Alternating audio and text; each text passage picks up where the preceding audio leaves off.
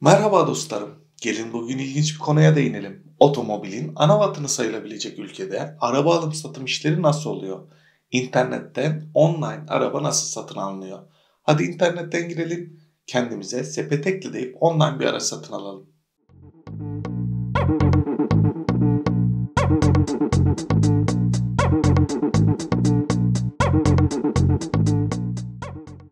Arkadaşlar öncelikle videoyu hazırlamaya başladıktan sonra fark ettim çok uzun oldu. Ben de sonradan ikiye bölmeye karar verdim. Öncelikle size Almanya'da online otomobil nasıl satın alınır bundan bahsedeceğim. Bu birinci video olacak.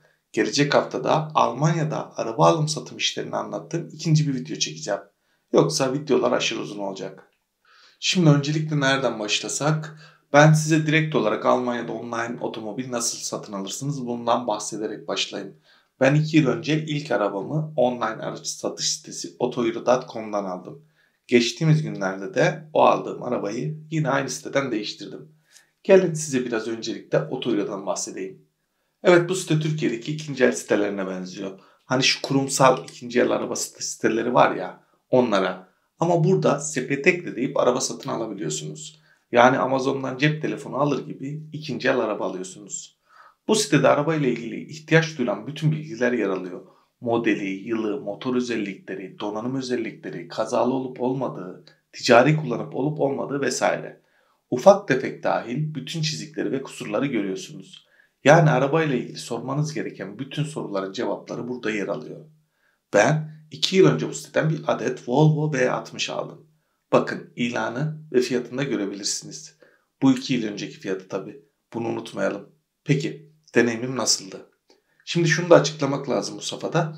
Bu siteden araba alırken bir teslimat ücreti var. Çünkü arabayı kamyonetleriyle kapınıza kadar bırakıyorlar. Bunun için de sizden bir ücret istiyorlar. 2 yıl önce bu ücrete 100 küsür euro ödemişim. Geçtiğimiz günlerde yaptığım alışverişte ise 500 küsür ödedim. Yani bayağı bir zam gelmiş. Onun dışında buradan aldığınız her araç 1 yıl motor ve şanzıman garantili. Ancak ben 300 küsür euro ödeyip 1 yıllık prime garantide alıyorum. Bu da motor ve şanzıman dışındaki işte elektronik gibi aksamların 1 yıl boyunca garantili olmasını sağlıyor. İşte Volvo ile ilgili bir park sensörü sorunu yaşadım. Bir yıl boyunca bu sorunla uğraştım. Hatta bununla ilgili bir video da çektim. Yani eğri oturup doğru konuşalım. Otoeuro beni o süreçte çok zorladı. Ama nihayetinde yavaş ve isteksiz de olsa Otoeuro garantisinin arkasında durdu. Beni servislere yönlendirdi ve bütün servis ücretlerimi ödedi. Ama servislerin de beceriksizliğiyle birlikte benim için kötü bir deneyim oldu. Peki kötü deneyime rağmen neden ikinci arabamı da Otoeuro'dan aldım? Dediğim gibi bu süreçte Otoeuro arabasının arkasında durdu. Ulaşması zor olsa da geç dönüşlerde alsam karşımda bir muhatap buldum. Almanya'ya son derece yabancı olduğum için hiç bilmediğim kişilerden araba almaktansa yine Otoeuro'yu tercih ettim.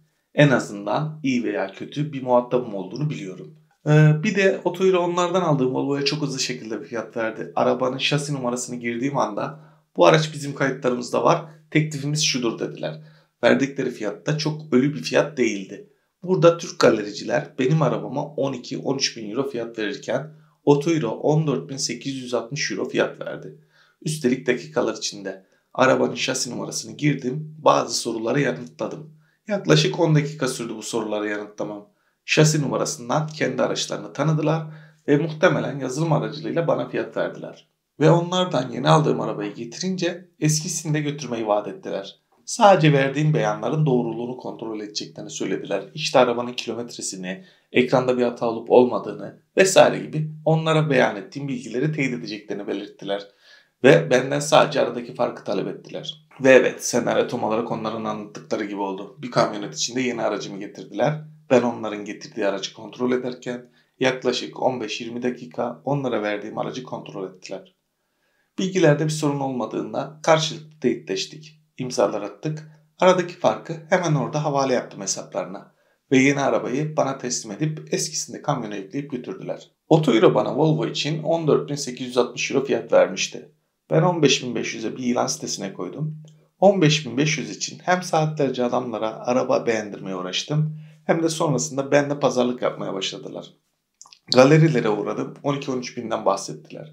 Niye bu zahmetli süreçlerle uğraşayım ki? O teorinin verdiği fiyat gayet cazip geldi.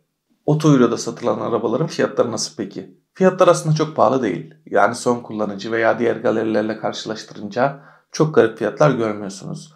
Veya bazı arabalarda görüyorsunuz, bazılarında görmüyorsunuz.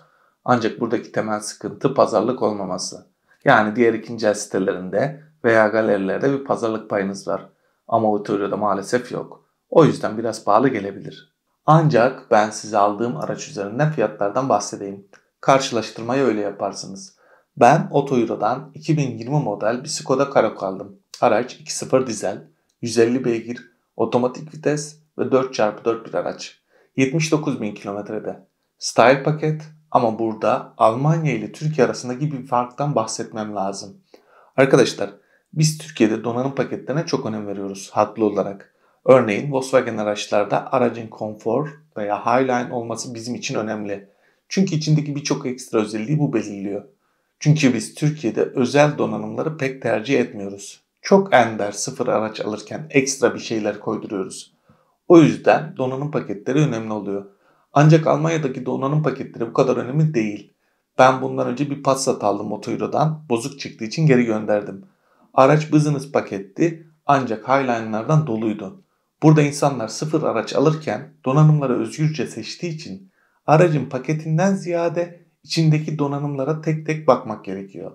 Neyse, bu seçtiğimiz araçta da cam tavan, adaptif cruise control, şerit takip sistemi, kör nokta asistanı, elektrikli bagaj kapağı, 360 derece kamera, yardımcı ısıtma gibi bayağı bir özellik var. Dolu bir araç yani. Bu aracın Otoyuro fiyatı 23.350 euroydu. Videoyu çektiğim tarih itibariyle 900.000 TL yapıyor. Bu Almanya'da benim araştırmalarıma göre bu araç için normal bir fiyat. Benzer ilan sitelerinden otomatik, 150 beygir, 2020 model ve 50-100 bin kilometre arasındaki araçların fiyatına bakınca oldukça makul gözüktü gözüme. Türkiye'deki fiyatlarla karşılaştırmaya çalıştım ama bu aracın 2.0 TDI modeli Türkiye'de yok. 1.6 TDI olanına baktım, 2020 model ve 100.006 pek araç bulamadım. Bir tane var gibi. Ancak gördüğüm kadarıyla iki değişen bir parça da boyalısı var. Bunlar Türkiye'de fiyat düşüren şeyler. Adaptif cruise control, cam tavan gibi özellikleri de yok bu aracın. Buna rağmen fiyatı 1.470.000 TL. Yani 1,5 katı kadar. İki ülkedeki araba fiyatları arasındaki fark bu örnekte de net gibi. Ancak şunu da unutmayın arkadaşlar. Ben Volvo'yu 19.370 euroya aldım. Temmuz 2023'te. Aynı yere Şubat 2025'te 14.860 euroya sattım. Yani 1,5 yılda 4.500 euro değer kaybetti araç. Yılda 3.000 euro. Hadi başka bir elden vesaire sattığını düşün. Yılda 2.000 euro değer kaybetsin. Türkiye'de zaman zaman şartlar çok değişiyor ama araçlar yılda 2.000 euro değer kaybediyor mu? Buna siz karar vereceksiniz. Burada evet araçlar ucuz ama biraz da bu yüzden hızlı değer kaybediyorlar. Çünkü arabaya erişim nispeten kolay. İnsanlar daha yeni araçları tercih ediyorlar. İşte böyle Almanya'da otomobil almak bu kadar kolay. Sepet ekle diyorsunuz, kapınızın önüne bırakıyorlar. Yani Amazon'da sepete bir ürün ekleyip ertesi gün kargocunun evinize bırakması gibi ikinci el arabayı sepete ekledim. Bir hafta sonra kapının önüne bıraktılar. Gelecek hafta bu satın alma ve takas işlemlerinden sonra neler yapmamız gerektiğini yani işin bürokratik kısımlarını anlatacağım sizlere. O videoda görüşmek üzere, hoşçakalın.